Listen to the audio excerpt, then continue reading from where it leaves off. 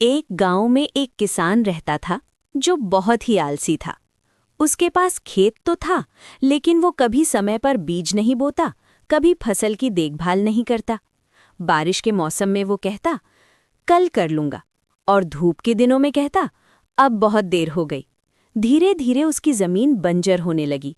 फसल नहीं हुई तो घर में अनाज की कमी होने लगी। परिवार की हालत खराब होती चली गई।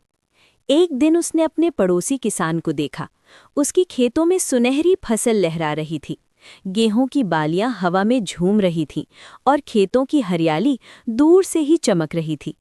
आलसी किसान ने हैरान होकर पूछा, भाई, तुम्हारी फसल इतनी अच्छी कैसे हो गई? पड़ोसी किसान मुस्कुराकर बोला, मैं रोज मेहनत करता हूँ, समय पर बीज बोता हूँ, खेत की देखभाल करता हूँ और कभी काम को कल पर नहीं छोड़ता। ये बात आलसी किसान के दिल को छू गई। उसे अपनी गलती का एहसास हुआ। अगले ही दिन से उसने मेहनत शुरू कर दी। समय पर खेत जोता, बीज बोए, पानी दिया और फसल की देखभाल करने लगा। कुछ महीनों बाद उसके खेतों में भी हरी भरी फसल उगाई। अब उसका घर फिर से खुशियों से भर गया। आलसी किसान समझ गया कि मेहनत और समय की कद्र ही सफलता की असली चाबी है। और उस दिन के बाद